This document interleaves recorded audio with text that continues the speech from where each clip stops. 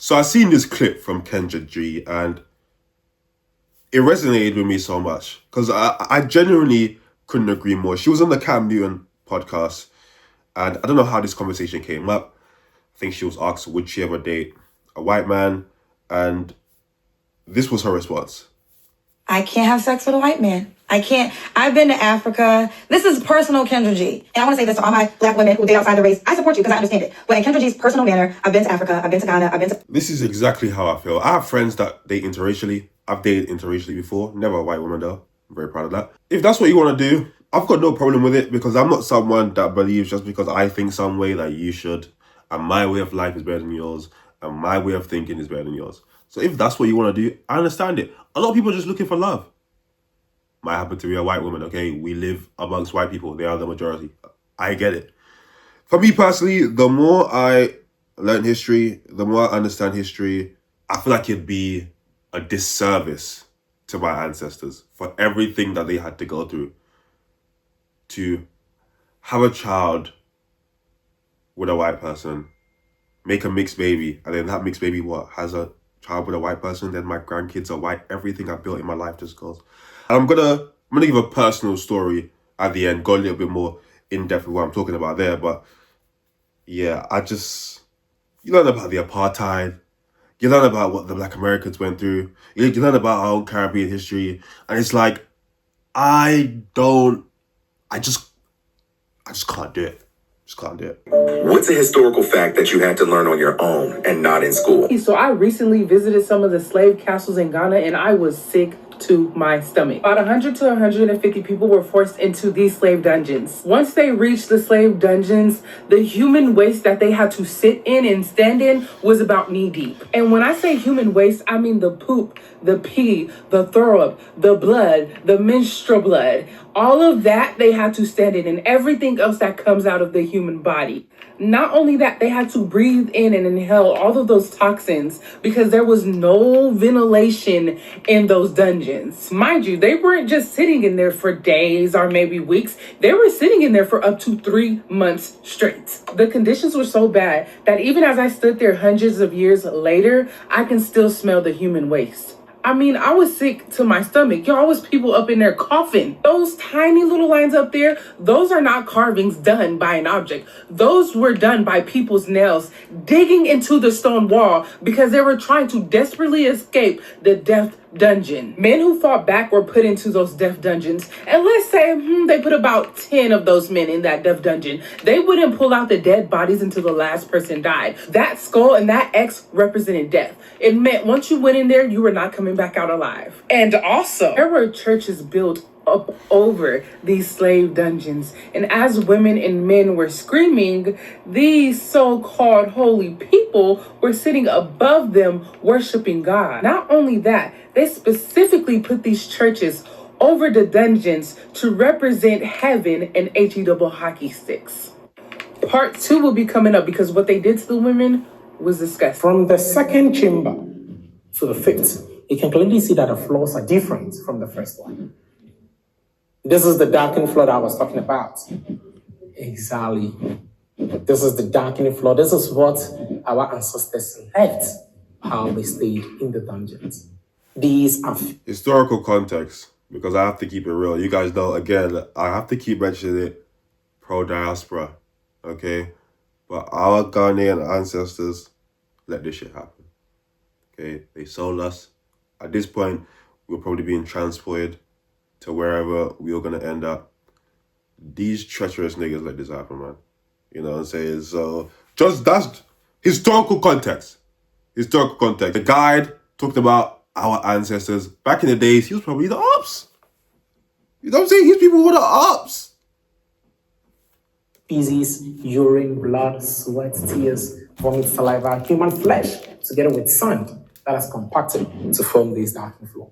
If we should excavate these darkened floors right now, we are going to see bricks underneath, like the first one that we see in the first chamber. And ironically, right above the male dungeon was a church. The British built a church right on top of the male dungeon. So then they worship up there, whilst the African men were suffering and dying directly under their feet. This was intentionally done. This was never a coincidence. I always say this just because this didn't happen only here. When you visit the Elmina Castle, the Christiansborg Castle, you'll find the same situation. They built churches right on top of dungeons. I'm not going to get into a religious tangent here, okay? They gave black people religion as a joke. Not even as a joke. As something to torment them with. In reality, these white people believed that they were the chosen one, or they were, they were better. They were the ones that were going to heaven. Like I said, heaven, hell. They hated us so much. They genuinely believed because of the color of our skin, we were hellbound. And I believe that they gave black people their religion so that they would almost come to that realization themselves that they aren't worthy. And they're going to go to hell. So that I always say the church was actually complicit. They condoned it. They empowered and supported the ill treatment given to the Africans. Because at the end of the day, the evil that they did here benefited the church directly. The people who were buying and selling slaves in this castle were the same group of people who gathered and worshipped up there. And how then do we justify? The name of the church was Society for the Propagation of the Gospel. The Church of England and now the Anglican Church. And over here you can see a hole. This is a spy hole. And the purpose of the spy hole is for a soldier to stand up here just to monitor the movements of the captives. This is the same place at some point they have to feed them through. Yes. Initially they were feeding them outside. But then any time that they brought them outside, you can imagine 1,000 hungry men being fed outside. Most of them were fighting over food. Even some of them were beating up the British soldiers. So then they decided not to bring them out to feed them anymore. But then henceforth, they stand in the various spy holes. We have these spy holes in all the 5 chambers. So then there will be soldiers standing in various of them with their food. So then they throw it to them like feeding animals, whilst the whole floors of the dungeons were scattered with feces. Interestingly, this particular chamber, the one that you see right up here, is connected to the entrance of the church. The hole up there is connected to the entrance of the church. So anytime that they move into the church to pray, they clearly see everything that is happening down here. Kindly get closer to see. Oh, boy. Get to the right corner, this way. Listen, man, the more I learn about African history, the more of a stone cold atheist I become, man. It gets deeper and deeper and deeper. Deeper and deeper and deeper, man. Here's the thing. Touching back on what I mentioned earlier, this video is about what Kendra G said and how much I agree. This is my personal ancestry, right? Ancestry history. My ancestors fled Ghana, right? They fled slavery. They ain't want to be slaves. That makes sense. Went to the Caribbean, more slaves. We can't dodge these white people, man. We can't get. Imagine that. You flee Africa because of slavery. You go to the Caribbean, more white people. There's more of them. Yeah. Fought the slaves in the Caribbean, defeated the slave owners, built their shit up. You know what I'm saying? Back home in Grenada, my family, they were known for having a lot of land. They were quite land rich. Because I think back in those days, money wasn't really the currency. It was what you had, right? It was your property. It was your land. For all that shit to happen, and then, you see what your parents had to go through. In this case, my mom built up her shit, pass it down to me. I go on to do even more. And then I marry her, or I have a child with a white woman.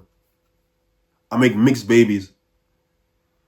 And then those mixed babies get with a white person. And then my grandkids are white. And then everything that happened in my whole entire history, my whole lineage, goes to white people. I just couldn't.